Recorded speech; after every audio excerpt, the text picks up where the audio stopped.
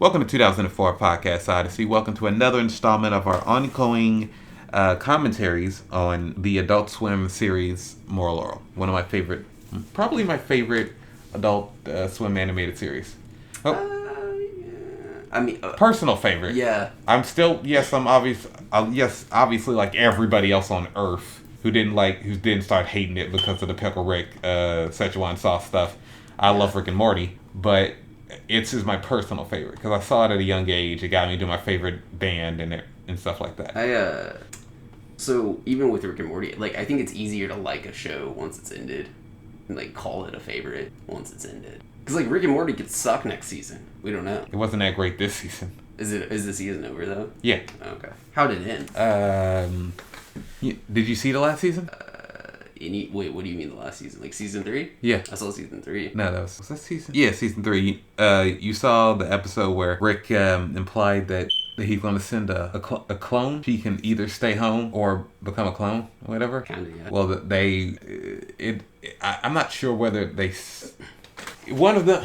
Okay, so there was either a clone or actual Beth out in space. Yeah. Going on adventures, but also there was a Beth at home, which by the end of the episode we still don't know because apparently Rick doesn't even know. Okay. And they stopped Bird Person and his girlfriend from trying to take over Earth again. Yeah. But also the entire family is once again pretty much at the state which they were at the beginning of the season, which is fed up with Rick's shit. Okay. But there's also two Beths just hanging around now. In the show? Yeah. But not, they don't know each other. No, they know each other. They meet okay. in the episode. Oh, okay. Huh, that's weird. Yeah, it pretty much ends with Rick going, God, I'm a shitty dad. And then, some sad indie rock music plays. It's not a great ending to the Yeah, that kind of episode. sounds like... everything I've heard about that season sounds phoned in. At times. Yeah. But, there are some good episodes. You just have to watch it. Okay, all right. But, what are we talking about here? It's season 2. Episode 13 and 14. 13. It's Turn the Other Cheek. An episode that I thought we had watched before because I think it is similar to earlier episodes we watched. I completely disagree with the similarity, but... Why? You don't see this? I think they've done something like this before, allowing himself to get beat. Formula... are you talking about, when he becomes... I'm not calling it formulaic. I'm saying they've done something like this before. Are you talking about, when he becomes a masochist? Yeah. It was similar to that episode. Yeah, it was similar to that, but it was also... honestly, I kind of wish they had, referenced that episode a little bit. I feel like there was a missed opportunity there. Yeah, too late now. Yeah. Orel's confronted with a bully. No, we gotta start from the beginning. Okay. At the beginning of the episode, Orel is listening to a record featuring some sort of clown. Yeah. To amuse you. That sings a song called Turn the Other Cheek. Yeah. But it's looking at a Viewmaster that also goes along with the record. Yeah. That has the clown beating on a trapeze artist and singing the song Turn the Other Cheek, which I think another reason I confused it is because I remember the song from the episode Turn the Other Cheek, which is very catchy, and it got stuck in my head. Turn the other cheek, turn the other cheek, something, something, something by simply acting weak. Yeah. And so his mom is woken up in the morning by this because it's before school. So it's fucking 6 in the morning. Yeah. She's trying to sleep. She wakes up, washes her hair in the sink for whatever fucking reason, puts makeup on to go. I don't think that's that odd. I think it's a little It's weird. a quick way of washing your hair. I don't think it's that weird. And I guess that's why they put it in there. That because she didn't want to take a full shower to go yell at her kid. Yeah. But she had to wash herself. Also, I could imagine a normal woman washing her hair in the sink. I don't think it's that odd. I think it's a little weird. I don't think it is. I guess if you're pressed for time, which Gilberta was, she didn't want to go through taking a whole shower. She just wanted to put on a face of makeup and do her hair. I don't think it's a thing that you only do if you don't feel like taking a shower. I think it's just I think it is a normal way that people wash their hair. I don't think it's that odd. I think that's just you. I think it's a little weird. I think it's just you. I'm not saying that you're the only person that washes your hair in the shower. I'm saying, but I don't think it's that odd to do it. I guess. But she has to. It's one of those situations where you would never see, your husband would never see you without makeup or whatever. So your kid would never see you without makeup. Yeah. So she prepares her face for the day. Yeah, and I think that was a good allusion, thing that they alluded to with it. I'm not alluding. I think it's just like telling you more about the type of person and world that we're in again. Yeah, that's what I mean by that. Because honestly, it goes on for too fucking long. The song? Yeah. It's fine. I mean, like, for the point, I get it, but like imagine you doing something like that as a kid. Like, your mom would yell at you like 3 minutes in. Oh yeah. You know what I'm saying? As soon as she woke up, she would be like downstairs yelling at you. Yeah. But she tells him to turn it off. Yeah. But he takes a lesson from turning the other cheek, which in the song, again, he's beating a trapeze artist. Yeah. And the lesson, The clown is. Yeah, the clown is. And Orel takes a lesson that you should turn the other cheek and allow people to beat on you. Like, if somebody is meeting you with violence, you turn the other cheek. You don't respond back. Yeah. Which, in the Bible, I think that's just Jesus saying something about, like, being a pacifist. Yeah. Which, you know. Doesn't make much sense, honestly, when you look at in the modern world that we live in, absolutely does not work. No. Yeah, no, it just, you get burned like a monk. The monk? Are you referring to a monk that burned himself? Yeah. That's weird. Yeah, it doesn't, yeah, I know. It didn't work. Yeah. Did you realize that as soon as it came out of your mouth? Did you realize that 5 seconds after you said it? Yeah. So... you know, I tried to be a pacifist at one point. You tried to be a pacifist? Yeah, but... You're no longer a pacifist? Do you just... Are you saying, like, you don't claim pacifism anymore? No. But you act peacefully? Yeah. Okay, I get that. Because I would never say that I'm a pacifist. Yeah. I would say that, like, I lean towards that, but at the same time, like, if, like, I have to fight, I'll fight. Yeah. I guess, you know, like, never really had to fight. I wish we lived in a world where pacifism was an option. I do. I'm sorry. I got yelled at on the Discord for saying that, and I was just like, what? No, I just wish that we could handle things non-violently. Yeah. But we can't. So you can't really live your life with... I mean, especially with these protests, there's absolutely no chance in hell anybody could pull the Dr. King shit. You're going to have to pull the Malcolm X every time. Like, you can't... Pacifism only works if you're fighting a side that isn't using violence as a means of control, like, in an enforcement that has a consciousness. Like, it's a... No, but these cops have started pulling people off the street and throwing them in unmarked vans. Yeah. Without even making you aware that they are police. Yeah. So yeah, you're not under arrest. You have no clue they were held in cells. Exactly. And then, like, it's disgusting. We literally have secret police in this country right now. Yeah, it's getting real fascistic in this bitch. Yeah. Very quick. But anyways, Orel goes to school. Yeah. He's leaving school with Dewey, and they meet the school bully. Yeah. We meet the school bully, who is this long-armed, funny designed character. And he's like, Pilgrim. And explain that. I was trying to do a John Wayne impression. It kind of sounds like a dumb John Wayne. That's what the voice. I don't think it was intentional. Yeah, no. But I think they were just kind of doing a bully voice, kind of silly, dumb guy voice, which is what most of the characters, a lot of side characters on the show sound like. It's just silly, dumb guy voice. Yeah. Like the police officer and shit. Yeah. And so he knocks the shit. I'm John Wayne, Pilgrim. Yeah, that was like a Family Guy joke. Yeah. Where, you know the improv scene? Yeah. Yeah. Happy Thanksgiving, Pilgrim. But the bully beats the shit out of Orel, and then he punches him once, blackens one eye. Then Orel gets up and tells Dewey that he's excited to, like, give him a taste of Jesus or some shit. Yeah. Educate him on Jesus. So then he goes and then he punches him in the other eye, and he's like all black and blue and shit. And then he goes home. His mom doesn't even notice. Yeah. And then slowly, as every single day the bully keeps beating the shit out of him. But he's doing it because he's applying the turn the other cheek. Yeah. To his life. And the bully understands that the kid's not going to do anything bad.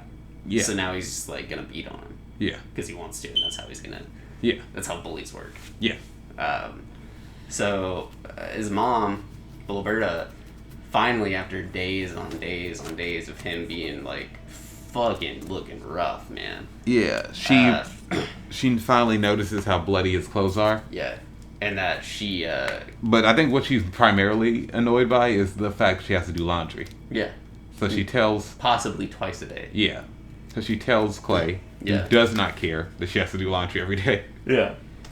And also go on about how you wanted to talk about before he let her into the room. Oh yeah, so she goes to confront Clay, or not confront Clay, but talk to Clay about the laundry situation, and Clay's like, "Hold on one second," and like you hear all these noises moving, and like it does sound like he's like putting glass bottles away. Yeah. But there's also like something that sounds like a chicken. But we talked about it, Javon and I, and it kind of could. We worked it out amongst ourselves. Yeah. It could be like, glasses, like reverberating or whatever. Yeah. He could be making music with the glasses. Yeah. Could be breathing air into into a glass bottle. He has various wine glasses filled at various levels, and then he like goes and like takes his finger around the rim. Makes okay, yeah. You ever done that? No. That was kind of fun. Nah. It's hard to do. It took me years to find a glass that actually did it. I wonder if there's a band that actually has a glass player, like a... Probably, yeah. It goes, Oh, like jug bands? Yeah. Yeah. You forget, like, we're basically in Kentucky, man. That's bluegrass jug band central. Yeah. Mecca, if you will. But it's Mecca spelled with a CK. Steve Martin's oh, yeah. bluegrass band. Yeah. It's weird. That's always been kind of fun. Like, that he does bluegrass? Yeah. It is weird. It's fun. Yeah, you would think he would be into... He got a bluegrass musical. Really? Yeah. You would think he'd be into, like, jazz or something. Nope. Bluegrass. Which also makes sense for his personality, though, right? What do you mean? Like, it's kind of fitting. Something silly and off the wall. It's not... Well, bluegrass isn't silly or off the wall. It's just kind of odd. Yeah. Kind of an odd... Like, it's not a mainstream choice. Yeah, but also that makes sense for Steve Martin to be into. An obscure, like, thing? Yeah, sort of obscure. Yeah. I mean, he's from California, so it is kind of odd for him to be into a music genre that originated in Kentucky. So. But also, like, that's kind of like Weird Al being into polka. Yeah. Just something not even eccentric would be into, Exactly. Comparatively. Both are from California, too. Yeah.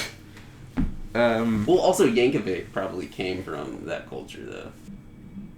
Being a Yankovic. Maybe. Or do you think it's just the nerd shit? He's a nerd, yeah.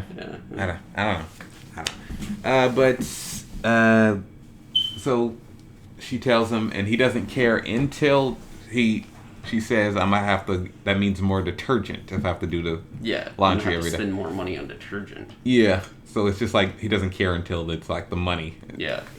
So she tells Orel, who at this point, so he goes to Orel. Sorry. Clay goes to Orel to teach him a lesson, and we see Orel with some sort of contraption on his head. Yeah. That has two boxing gloves that are punching him in the face. So is it implied that the bully put that on him? I don't know. Or is he like trying to like numb himself and get used to the pain? Maybe. But also, it's this weird Rube Goldberg. Rube Goldberg. Yeah. Yeah. Rube Goldberg, like machine, like I don't know about Pee-wee Rube Herman Goldberg type shit. Yeah, more Pee-wee Herman than Rube Goldberg. Yeah. Rube Goldberg, it would be like a trail of dominoes leading to like a I don't think dominoes are a part of every single Rube Goldberg. Kinda. In like its idea. When you think of Rube Goldberg, you kind of think of like marbles going down tracks and like toy cars. I think we're specifically thinking of the breakfast sequence in the first Pee-wee Herman movie when we say this shit.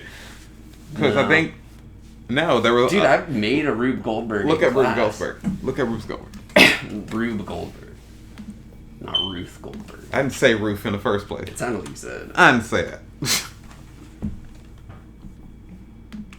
No, start yelling if you say I did it again.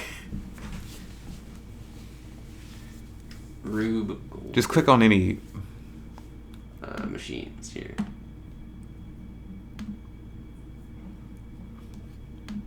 Is that what you're talking about, like the boxing glove on a spring situation? Is that why you're bringing that up? Because like there's just a bunch of fucking... This one has dominoes. Okay, no, but go to the cartoons. The actual Rube Goldberg cartoons. Just click on them, just any one. Self-operating navigation. Is that how they started? Yeah, it was cartoons. I didn't realize that. It's like silly cartoons. I thought he was a scientist. No. He just designed these like ridiculous contraptions. Yeah, they were like meant to be funny. Oh, okay. Did not know that. That is not how I was explained to Rube Goldberg. We did one in high school. They tell you as a scientist? I don't know, honestly. I think they just like told us he was a guy that made these machines. They didn't give us much background, which is kind of... They used like Mousetrap as a means to explain it. The game. Did you know that Charles Schultz was an actual child documentarian? I don't know who Charles Schultz is. The guy who wrote Peanuts. Charlie Brown and all that. Oh, yeah, okay. And by that you mean he was a pedophile? That's what... Documenting the state of a child. Yeah. Yep. Anyone who shows any sort of interest in children. Pedophile, yeah. Yeah. Pretty much, man. Pretty fucking much. Unless you go to actual school. Like if you're... If you work at a baby... If you like babysit other people's kids at a baby daycare center or something. Yeah. Pedophile. Teacher. All teachers are pedophiles. Yep. I mean, there's a good portion of them that are. Yeah, like at least 80% of teachers are pedophiles. At least 80? Yeah. That's much. Jesus. Hey, man, this is the America we live in, alright? I mean, there's teachers all over the earth. Yeah, but specifically in America, 80%. Other countries, it might be a little lower or higher. I don't know. That might be due to the size of the country. If those countries were the size of America, maybe they... Yeah, like... If there were as many teachers in America as there were in Switzerland, yeah, the amount of pedophile teachers in Switzerland would be higher. Maybe. Like, in Switzerland, it's only like 30% of teachers are pedophiles. Do you know the exact stats for all these countries? Only for a couple countries. I read an article once that they only cited a few countries. Jeez. Yeah. But you see, in Pakistan, all the teachers are pedophiles. That's how they learn. Okay. Yeah. You gotta rate math into the kid. Could really drill it into their brain by putting your penis in there. Jesus. You know, that's exactly what Gandhi would have wanted. That's like a loose fucking reference. He wanted Indians and Muslims to get along, and that's how he did. Yeah, by, raping your niece on multiple occasions. Yep. Having her suckle from your... and being racist. Yeah. Alright, moving on. Yeah, that was a... you were just going to describe the abuse. You had no joke there. Yeah, pretty much. You were just going to describe what he did. Well, I mean, he said that he had a teat. Yeah. Like a mother, and that's disgusting. But yeah, where were we in the episode?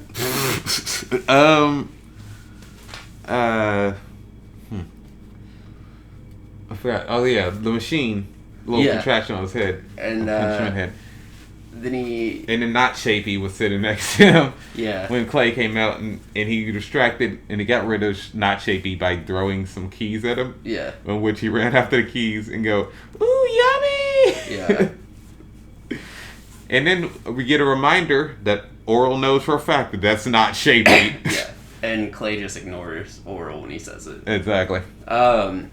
And then Clay talks to Orel about, like, why the fuck he's bleeding and shit, and how that makes his mom talk to his dad, and nobody wants that. Yeah. And then realizes that there's a bully situation, and he's like, you have to defend yourself. Because God doesn't want you hurt. Yeah. And so he tells him to make a fist, which is like a one-handed prayer, as he describes it. Yeah. Which Orel does what he usually does, which is misinterpret it and take it to mean anybody who makes a fist, like your bully, has to be taught a lesson about God. Yeah. By getting beat up by Orel. And I guess that's like... Because you have a problem. I had a problem with it until you just said it like that. Yeah. And then it starts to make a little more sense. Yeah. There was something about the tone of this episode that was weird to me. And it just seemed a little off from everything else we've dealt with. And it kind of feels like these 2 episodes were kind of like filler, in a way. I mean, it's the late part of the season, like the teens of the season. Yeah, it's kind of the upper middle of the season. Yeah. You end on a bang. The upper Midwest of the season. Yeah. And the Minnesota of the season. The Fargo of the season. Yeah. And it felt a little off. So and then he just beats the shit out of the bully that's bullying Dowie at this point. Yeah. At school. But he takes it to mean beat up anybody who makes a fist. Yeah. So he beats up a kid who is about to get a shot from Nurse Bindi. Yeah, Nurse Bindi. He beats up a girl who's playing what's it called? You hit the ball? Tetherball. Tetherball. She's playing tetherball. With a boy. Because she's punching the ball. Yeah. And beats up... And then he beats up his parents. His mom and his dad. Because, he knocks the shit out of Dowie because they're playing rock, paper, scissors. And then he beats the shit out of his mom because she's making a fist around the feather duster to dust the banister stairs. And then he beats the shit out of his dad. Yeah. When he grabs the paddle. A little montage of hilarious slapstick to me. Yeah. And also at the beginning of the episode, Orel is talking to Dowie about what they made in shop class, and he made a paddle in the shape of a cross with air holes in it. So it says the lesson teachers. Yeah. For his dad. It's so his dad's pants don't fall down all the time. Yeah. Which is like a good reference to the pants gag. Yeah. Which he then breaks at the end of the episode while beating his dad up. Yeah. And then instead of him teaching him another wrong lesson, or actually teaching him the right thing, Clay takes him to his study. Yeah. Where instead of whooping his ass, he tells him, because he's like tired from getting his ass beat by Orel, he tells him that I will not admit I'm wrong. That would be an admission of wrongness. Yeah. Which I will never do. Yeah. And I'm bringing you in here as a smokescreen against your mother. Which is like, I don't understand how they stopped the situation, because to me, Orel would just kick the shit out of everybody. Continued, yeah. I just thought it was a funny ending. It was a funny subversion of the usual ending of the show. Yeah, and it goes on for like a very long time. Yeah. Than just standing in the study. Yeah. And that's how the episode ends. Yep. Funny episode. It wasn't the funniest to me. It was pretty funny. It wasn't as smart as any of the other episodes. I don't think it was especially dumb, though. It's the dumbest we've seen so far. I disagree. What's the dumbest we've seen? I can't think right now, but I don't think that was the dumbest. I think that was the dumbest. I don't think it was the dumbest. I think it was the dumbest. I think the dumbest is the next episode. Maybe. You could probably argue that, and that would make sense. Or maybe it's just the goofiest. Okay. To me. It seemed... There is like a tone shift, though. It doesn't seem... It's unusual. Yeah, in the entire season. Maybe even the series. It seems a little out of place. Yeah, like the... it starts at a campsite. Yeah. With Orel and a bunch of other boys, and it's like God Scouts or something. What are they? I missed that. I completely missed that. Some sort of Moralton, Jesus-y... Boy Scout shit. Yeah. Type shit. Where they set a fire, do some like polyester log or something like that. Yeah, it was a polyester log from Toxies. Yeah. Or whatever. It was a polyester log, and then they have a lighter, which is just a rug. Yeah. You rub your socked feet on it. Yeah. And through static electricity. It seemed unusual. Start a fire. More than anything. What? Just unusual. I don't see how that was like an especially Jesus-y gag. Yeah, no, it was just... So, and later in the episode, they're out in nature, but all the animals are in captivity. Yeah. It's a sterile means of nature is what it is the joke they're going for. And, yeah, I see that now. Yeah. But it's, and their scoutmaster, who looks like Buddy Holly or any other number of fake, black-haired, fake framed black framed glasses guys from the 50s and 60s. Yeah. Reads a book called Tales of the Unfamiliar. You could say Rivers Cuomo. Yeah. Him too. Yeah, especially in the Buddy Holly video. Tom Lear. I don't know who that is. Do you know the Elements song? The Elements song? It's a comedy song from the 60s. No.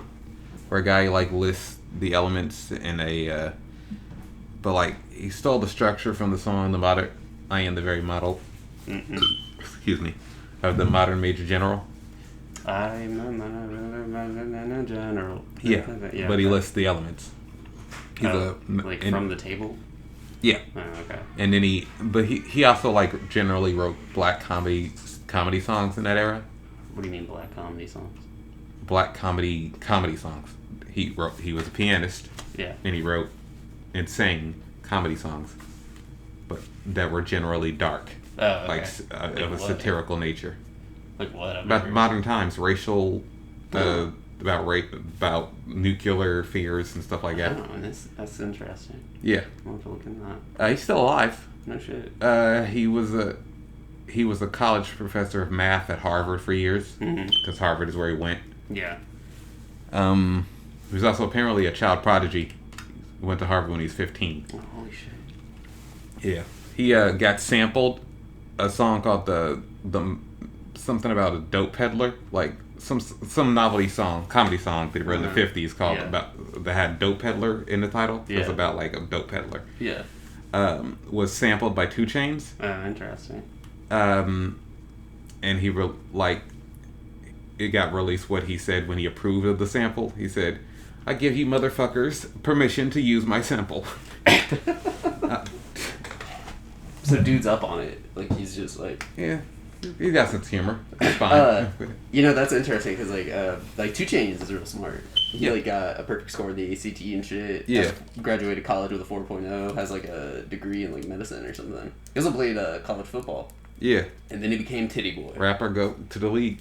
Yeah. That's the name of an album of his. Oh, yeah. Anyways, back to the lab again. Let's focus. Of what we're supposed to be talking about here. Yeah.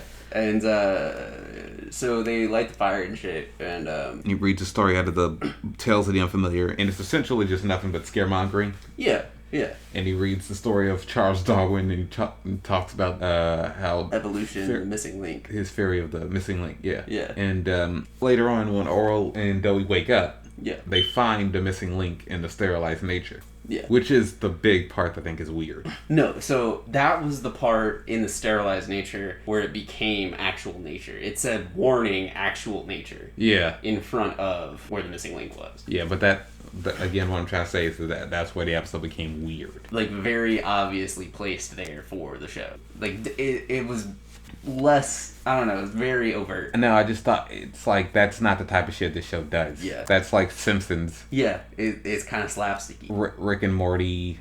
No, the show's got a sort of, its own sort of, like... more nuanced humor. No, I would say its own sort of realism. And sort of subtlety. Yeah, for them to all of a sudden find the missing link. Yeah. It's like meeting Santa Claus. It's like South Park type shit. Like weird. Yeah, like very obvious, like just not reality sort of stuff. And the show is kind of realistic in a way. Yeah. Like satirical, but... They've had zombies, but that was... okay. Actually, no, that's first season. They read the Necronomicon on the zombies, but it's not like every other week that shit like that happens. It's not a normal occurrence in the show, especially during season 2, where like a lot of the comedy stems just from the characters. Yeah. And not so much like the premise. Not just like Orel get misinterpreted and doing some wild shit. They still do episodes like that, like the previous episode, but... Yeah, it's not like a wacky world of Moralton. It's more of a wacky doings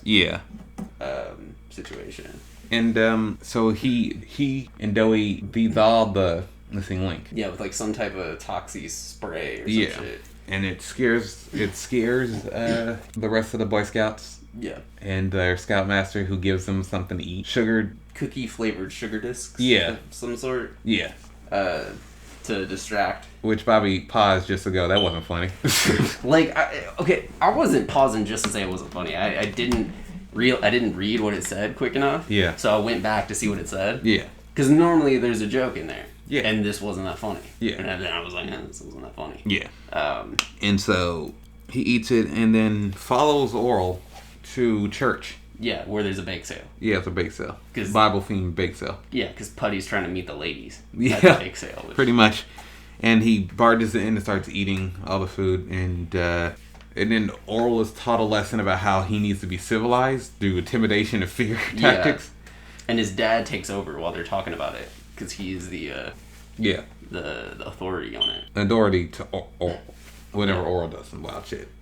And so basically Putty strikes the fear of God in him by showing him like the thing, and then he like talks about his time record of it. Yeah. Then they shave him at the barbershop and shit, and then he just turns into a regular Joe. Yeah, but he also kind of just turns into a Rush Limbaugh character. He has a radio show. But before that, before we knew he was, he seemed just like a regular depressed Joe in Moralton. Yeah, that's what I was trying to say. And he like talks and goes to church and shit. Yeah, and, And then we learn that he is a right wing radio host, a Rush Limbaugh type, who looks like Larry King, but like bald Larry King. Yeah, and he talks like Rush Limbaugh and Richard Nixon combined. No, the reason his voice sounds like that is because it's like the 8-man voice that they're doing. Yeah, but also he kind of sounds like Nixon. Yeah, but I don't think that was intentional. Okay. I think they were just going for like an 8-man voice. He did kind of also like look a monkey like talking voice. He did kind of look like Nixon. A little bit. And he has a expert on evolution on the show to try to debunk him, only for by proving that he is the missing link, which he didn't believe that he was the missing link. He didn't believe there was a missing link. Yeah. And then come to find out he is the missing link. And so he starts freaking out, and he resorts back to being the missing link. And then the town goes after him. Yeah. With pitchforks and shit. And they freeze him. No. You sped ahead. They find him, they tie him up, they take him to the church, and they throw him in the freezer of the church. Yeah. And then they forget entirely because they went to Forgetty's, the local bar. Yeah. After they go, and apparently they left him in there where he froze. Yeah. When the show does a flash forward 1 million years in the future, where a future Orel, not future Orel, but like a Orel type. Yeah, in the future. Named Zorel. Yeah. Zorel. I was trying to make a reference to that Disney Channel original movie, science fiction. Oh, Zorel, Boy of the Future. What was it? Xenon. It was called Xena, right? Yeah, Xenon. Yeah, like the gas. Yeah. It's spelled with a Z. Yeah, and finds the missing link, and then we learn that we get a pan outwards of Moralton. Well, that part of Moralton to reveal that Moralton eventually spread and took over the entire United States. Yeah. And that's the episode, which these 2 episodes just seem real out of place to me. I know you don't feel that about the first one, but this episode seemed especially goofy to me. Yeah, this flash forward revealed that Moralton took over the United States. I will say, so Scott Addis directed the first, That's it.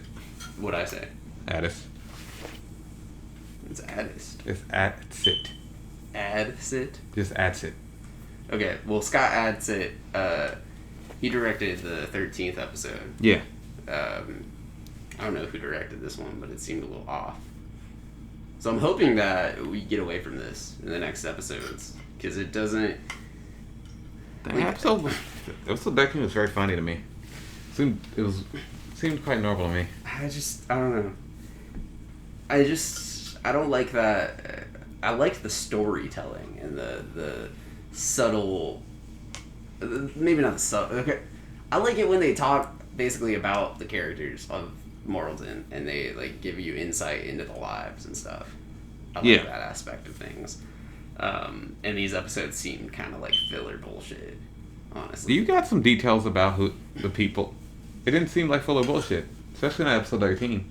I kind of get that with episode 13, but 14 there was no background on it. No, people were acting out of place. Yeah. Them listening to radio in the living room together. Yeah.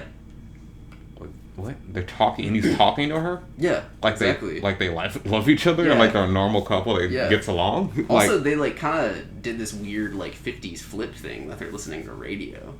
Well, that's not unusual. I guess. That's the whole aesthetic of the show. Yeah, but they have TV, don't they? Yeah, but really, when do you see people really watching TV on the show? At the bar. Forgetties. Yeah, but like people, it's like in the whole 1950s, 60s. People listen to radio still. Yeah, I don't know. It seemed a little out of place. Yeah, but I'm pretty sure I've seen the radio in the background on the show many times. Maybe. But yeah, so this was... Yeah. Turn the Other Cheek, episode 13. And episode 14, Geniusis, which we didn't even talk about. Which I refuse to say that title. Why? Just not funny? It was too much, yeah. Okay. Yeah, I get that. Alright. It's been 2004 Podcast Odyssey. Moral Oral Commentary Edition. Stay tuned for the rest of Season 2. Yep. In Season 3.